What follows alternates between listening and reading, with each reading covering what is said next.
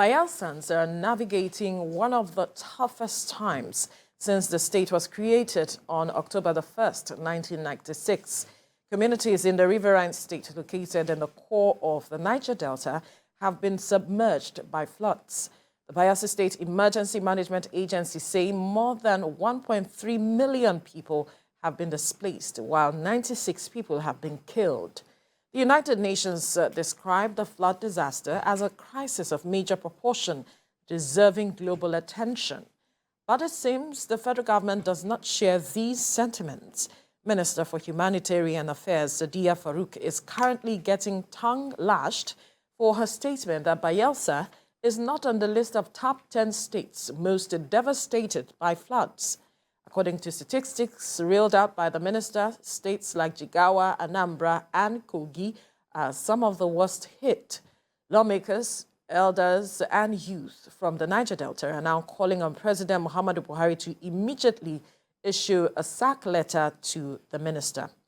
Well, joining us from Egypt, where he is attending the COP27, is an environmental rights activist and director, health of Mother Earth Foundation, Nimo Bassi. Good morning, Mr. Bassi. Can you hear me?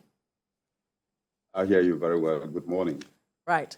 Well, we have also joining us in the studio an environmentalist and MD CEO, Mark Press West Africa Limited, Ido Salao. Good morning. Thank you for joining us. All right, let me begin with you, Mr. Bassi. I wonder what your impressions were when you saw the minister of the humanitarian minister speaking about the fact that Bayelsa State did not make the top 10 states that were devastated by the floods, despite the level of disaster we saw coming from the states, houses submerged in floods, the number of deaths. Yet she is saying that Bayelsa did not make up the top 10. I must say that it was a very unfortunate statement for the minister, or for anyone for that matter, to make. There are ways to use statistics. You can use statistics to either help solve a problem or to compound a problem or cause a misunderstanding of situation. Bayelsa State is the funnel by which the floods of the river Niger and Benue and others get into the Atlantic Ocean. Secondly, the land is very low-lying. And thirdly, Bayelsa territory is also self-subsiding. So you have a territory that is sinking, territory that is impacted by sea level rise, and then by this massive flooding emptying to the ocean through the area. And somebody says it's not partly impacted. I think that was one of the most false declaration that anyone can make, no matter the level and statistics that is available to that person. It was also, it gave a sense of not understanding that this disaster is not a situation where we have to fight for medals about who is most affected. We have to be compassionate, even if one person lost his or her life in a region, is not to say you are not so much affected. We are going to move somewhere, look at somewhere else. It's a very unfortunate situation. Bayelsa has been devastated. The East-West Road that was the major contract awarded about 2006 is yet to be completed, and now large portions of that highway through Bayelsa State and other areas have been washed away. The disaster is monumental, and it must be so appreciated. All right, let me come to you, Ido. The point there is we have seen the level of devastation across states, and it seemed to be heightening if you compare them to previous states and how these things. Can you talk to us, as much as one would say, oh, it's climate change and all of that, but how does that translate to the devastation that we are seeing that differs from the previous year and so on? Well, what I can deduce from the question you asked is very simple. Don't let us underestimate the effect and impact of the flooding that we're having right now. And I'll back it up, my statement up with statistics. Now, there is no difference. In fact, the effect from flooding, when compared to even war or insurgency, that of flooding is even more. That of flooding is more. And I'll give you an example. Why is that? I'll give you an example. Between 2009 and 2016, 2.5 million people were displaced from insurgent, Boko Haram insurgent. That is 7 years, a space of 7 years. Then about maybe 2.5 million people, about 10,000 lives lost, right? Just a space of 1 week or 2 weeks of flood disaster in Nigeria. We have 2.4 in total. Bayelsa, 96. 700,000 people displaced in Bayelsa. So the question we're asking is that if you look at these statistics, even war that we are prosecuting in the Northeast, the disaster that is, the fatality that is coming from there is almost pari passu with the flood disaster. So why would somebody want to play down the issue of flood, even if it's one life, according to what just to buttress what my colleague in Egypt just said. Now, what I would just say is that we should leave that aside. Let's face what the disaster that we are having now. How do we curtail this so that the effect in future and the impact in future will be reduced? That is what should be paramount. The statement has been made. Either they sack her or they didn't sack her, she has made the statement. And this is what we always say. When you want to put people in office, you should look at the round peg in round hole. So that people, when they come to office, when things like this happen, before they make statement, maybe they are well briefed. On a more serious note, it's sad that that statement comes from people of that.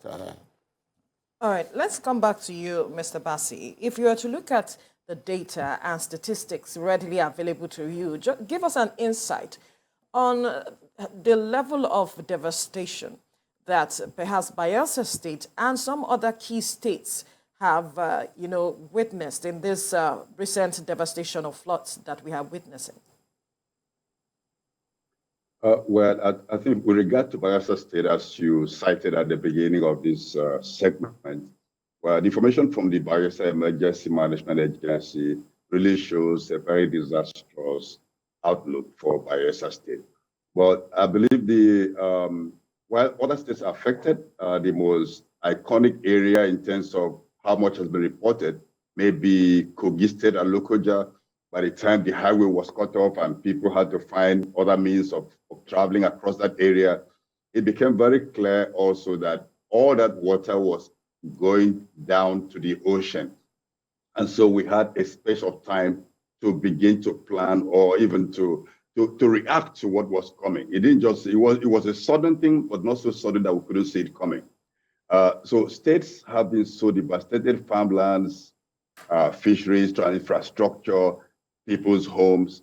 And it's a situation where the whole stretch, the whole area that has been affected ought to have been declared environmental emergency zone.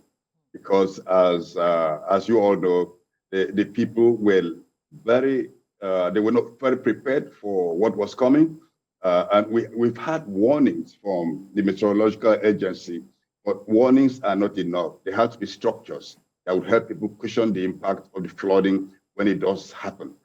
And this is happening every year. It's going to be worse in future. It may be worse next year or the year after. And so to me, as we've seen the pictures, we've experienced it, people are out there. So my colleagues were trapped in the flood in Rivers State and Bayelsa State. They had to stay put and manage to survive it. The people are not having sufficient food. The price of water, so shockingly, you have to buy water, of course. That's the reality of today's economic system. People had no water to drink. People had to drink very polluted water. They had to cook with polluted water.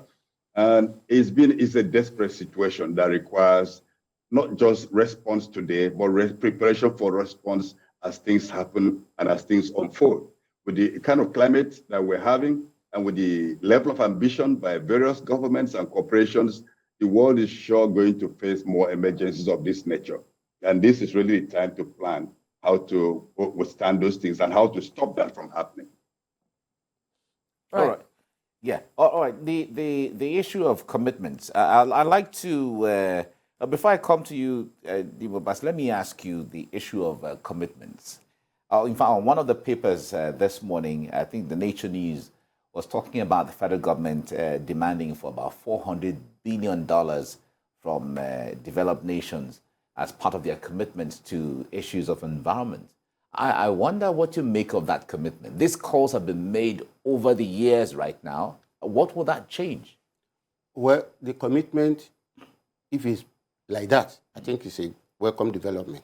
Yeah, are we prepared to show the international community how we are going to, if the commitment is being fulfilled, or if anybody is donating any foreign aid to us, are we prepared to spend it judiciously?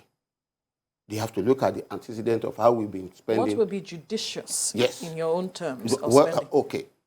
First thing is to come up with a policy and program that will gear towards ameliorating, if not total, we cannot eliminate flooding, it's natural disaster, but at least to cushion the effect and to prevent total fatality that we are experiencing now in terms of human life and in terms of damage to property. So what I mean by that is that you can see what African Development Bank has come up during this COP27 with a climate change funding initiative. Just yesterday, the United Nations Secretary General is coming up with an agenda of African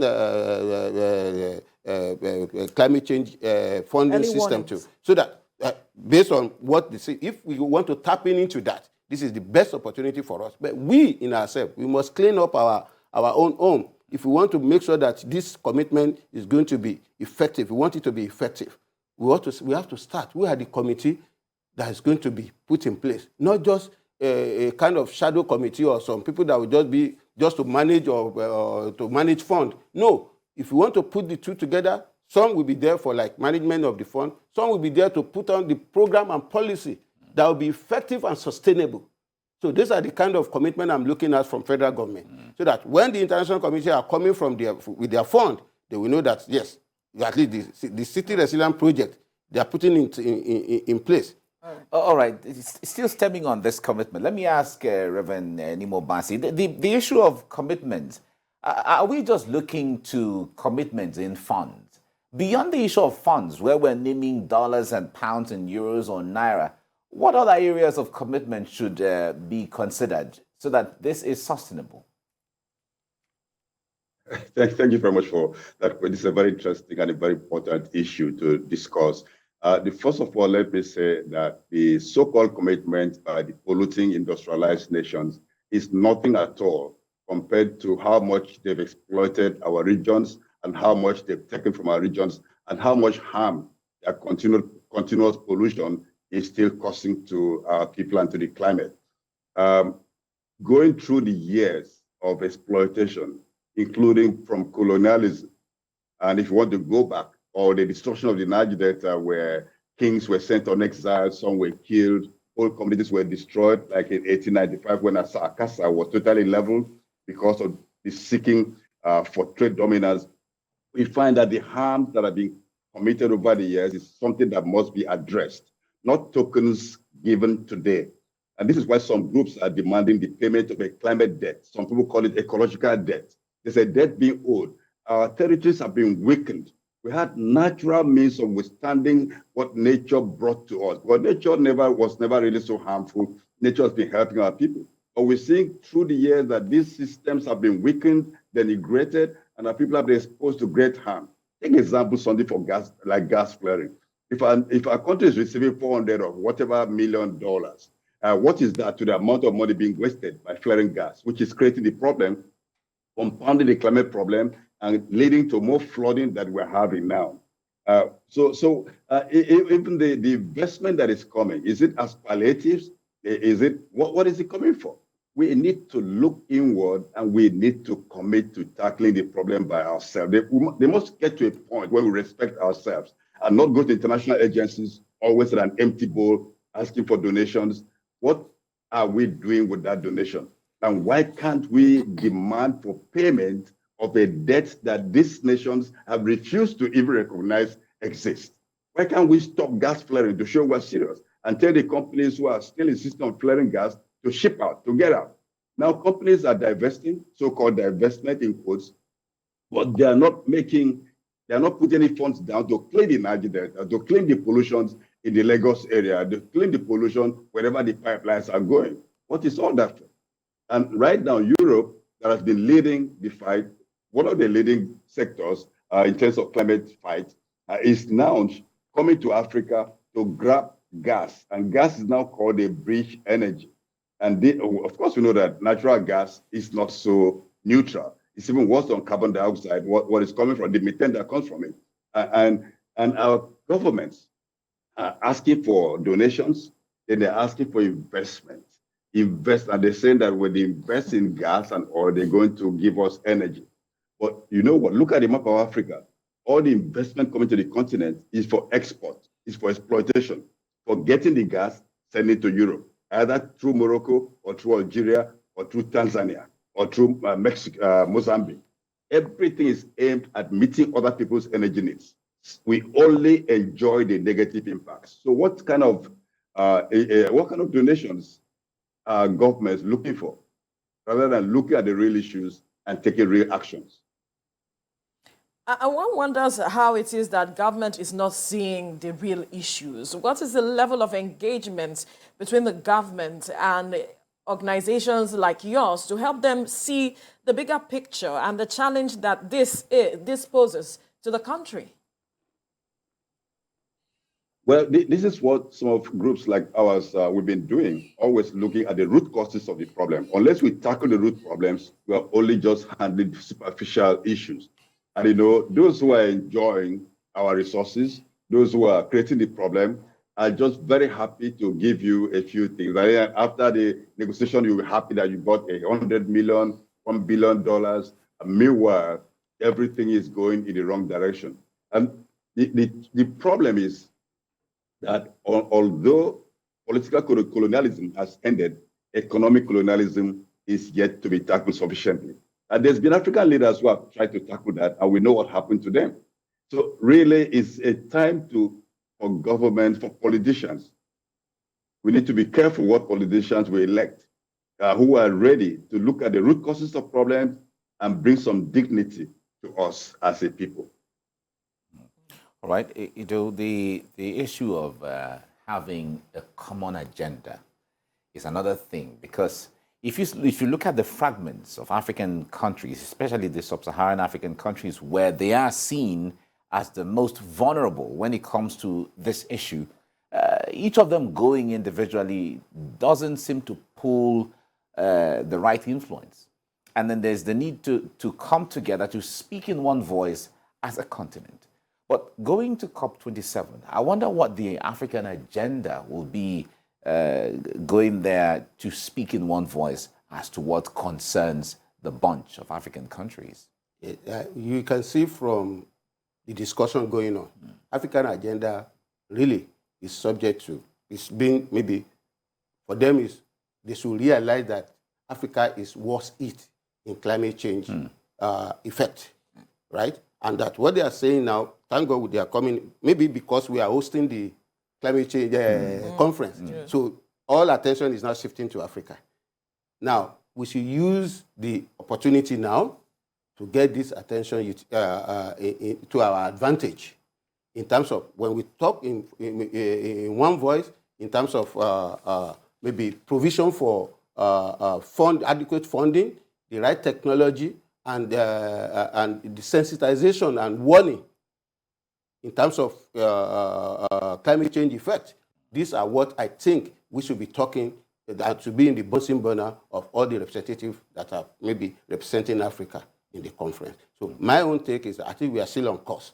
If they speak in one voice in terms of funding, in terms of how do we mitigate, in terms of response to climate change effect, and we ourselves, we should show example. And I give you two examples. In Lagos, we all know how Babichi used to be. That is a city resilient project being championed by one state government through private sector.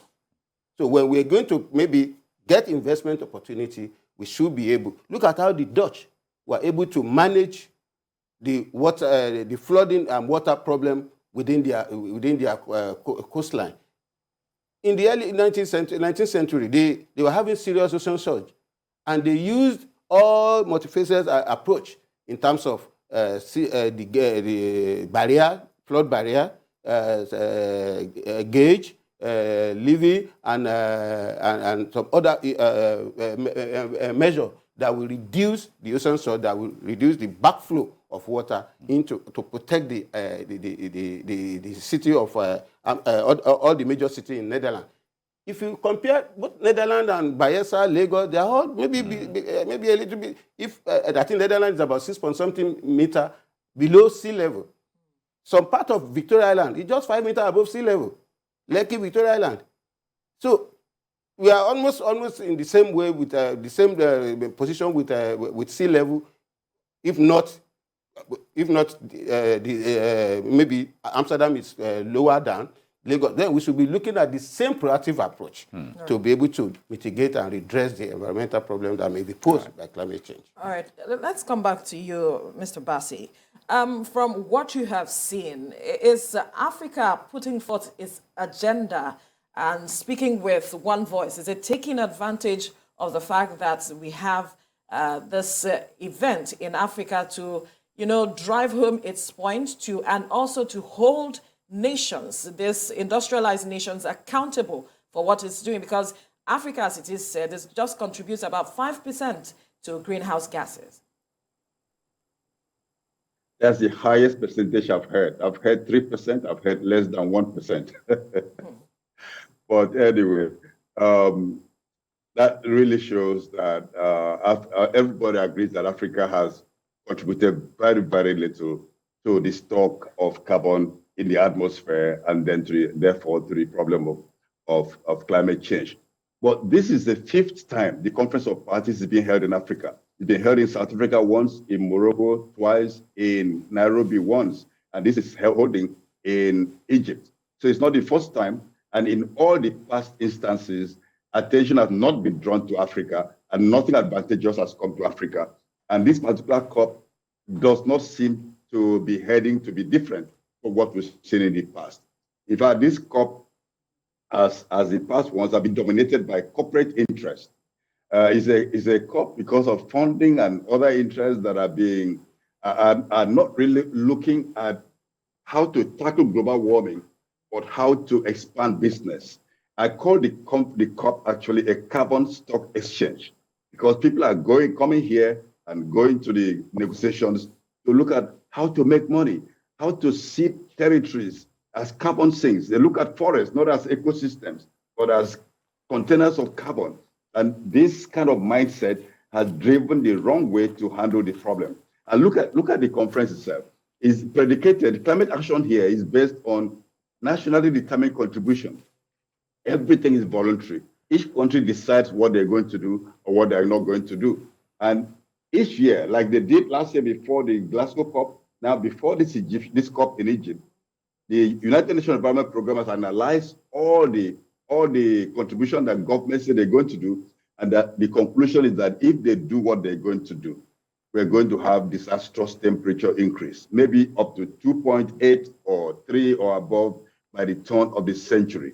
And so we don't really see any signal that countries are ready. And why is this so? As I said, because one of the reasons is corporate interest. Secondly, national self-interest, which we also saw in the response to COVID, when borders were closed and vaccines were hoarded by nations, and some people were expected to just drop and die and fade away. And we're seeing in the Article 6.4 of the negotiation text that started from the Paris Agreement, that they're introducing definitions that will cause more harm than good. For example, one of the things that is of big concern to civil society and community people out here at the COP is the definition of where this carbon removal, where they're going to remove carbon, rather than stopping the pollution, to keep polluting and remove the pollution. Right. And one of the things is to bury them somewhere in the ocean. And burying carbon in the ocean has no certainty that this would remain there forever. So it's like trying to push problems to future generations and create more crises for the present. All right. Let's quickly put you on hold. We need to go on a commercial break. When we return, we'll continue this conversation. Please stay with us.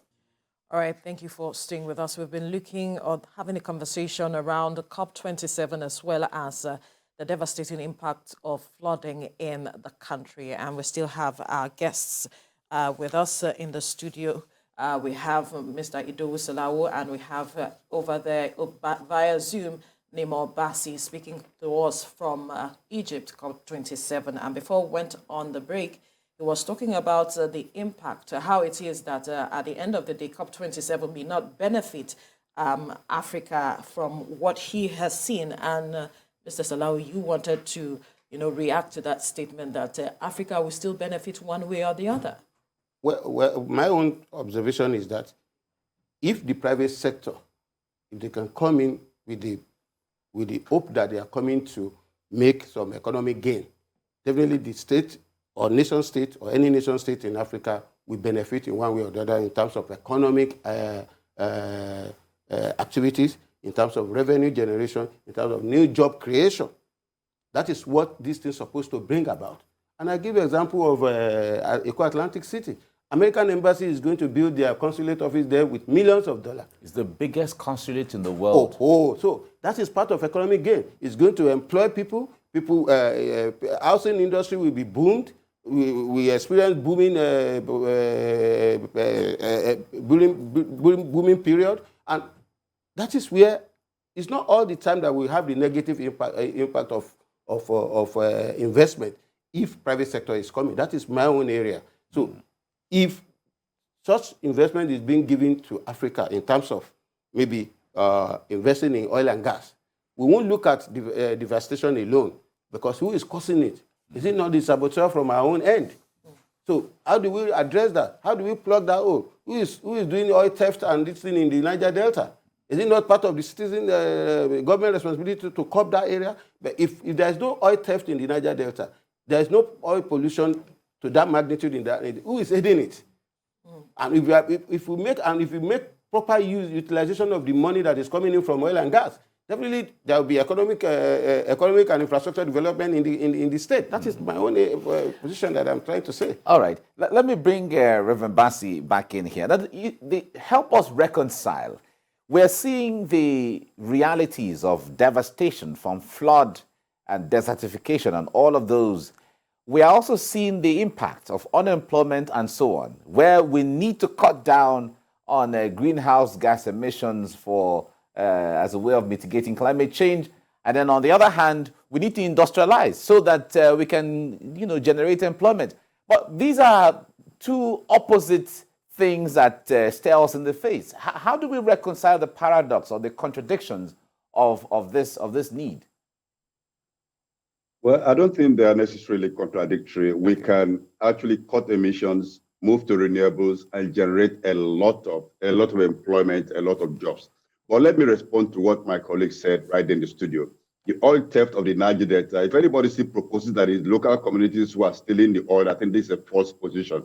Recently, a private company that has been given the security, a contract to watch over the pipelines, has discovered what corporations and the government agencies have not discovered. One pipeline, 4 kilometers into the ocean, illegally constructed and illegally conveying oil at industrial scale into seagoing vessels. That is not done by communities.